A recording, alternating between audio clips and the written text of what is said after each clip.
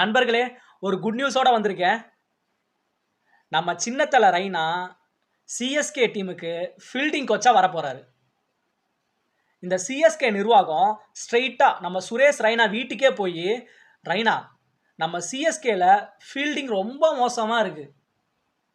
அதனால நீங்க நம்ம சிஎஸ்கேவுக்கு ஃபீல்டிங் கோச்சா வரீங்களா அப்படின்னு ரெய்னாட்ட கேட்டிருக்காங்க.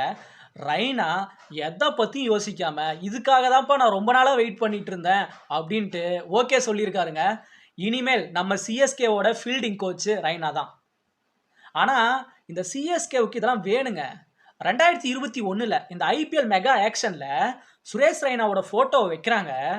சிஎஸ்கே ஏலத்தில் எடுக்கவே இல்லைங்க.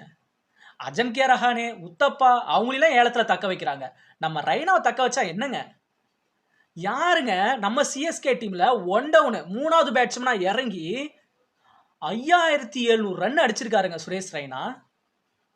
அது மட்டும் இல்லைங்க, அவரோட ஆவரேஜ் பார்த்தீங்கன்னா ஒரு மேட்சுக்கு 35 ரன்னு. அப்பேற்பட்ட பிளேயரை சிஎஸ்கே தக்க வைக்காம விட்டுட்டாங்க. அது மட்டும் இல்லைங்க, நம்ம சுரேஷ் ரெய்னாவுக்கு 2 பட்ட பேர் வச்சிருக்கோம். ஒன்று பார்த்தீங்கன்னா சின்னத்தலை, இன்னொன்று மிஸ்டர் ஐபிஎல். மிஸ்டர் ஐபிஎல்லை விட சின்னத்தில் தாங்க பக்காவாக செட் ஆகுது நம்ம சுரேஷ் ரெய்னாவுக்கு. நீங்களே யோசிச்சு பாருங்களேன், நம்ம தலை தோனியும் நம்ம சின்னத்தலை ரெய்னாவும் 2 பேரும் இந்த எல்லோ ஜெர்சியை போட்டுக்கிட்டு அந்த கிரவுண்டில் நடந்து போனாங்கன்னா அப்படி விசில் பறக்குங்க. அந்த அளவுக்கு சூப்பராக இருக்கும். போன சீசனில் கூட நம்ம சின்னத்தலை ரெய்னா இந்த ஐபிஎல்ல தொகுத்து வழங்குவாங்கல்ல, ஆங்கர் வர்ணனையாளர்னு சொல்லுவாங்கல்ல, அதை பண்ணிட்டு இருந்தாருங்க. அந்த ஜாபை பண்ணிட்டு இருந்தார். பார்க்கறதுக்கு எனக்கு ரொம்ப அப்செட்டாக போச்சுங்க. ஆனால் எனக்கு தெரிஞ்சு இந்த 18வது சீசனில் ரெய்னா வரமாட்டாருன்னு நினைக்கிறேன். அடுத்த ஐபிஎல் 19வது சீசனில் வேணால் சிஎஸ்கேவோட ஃபீல்டிங் கோச்சாக ரெய்னா வரதுக்கு 100% சான்ஸ் இருக்குங்க.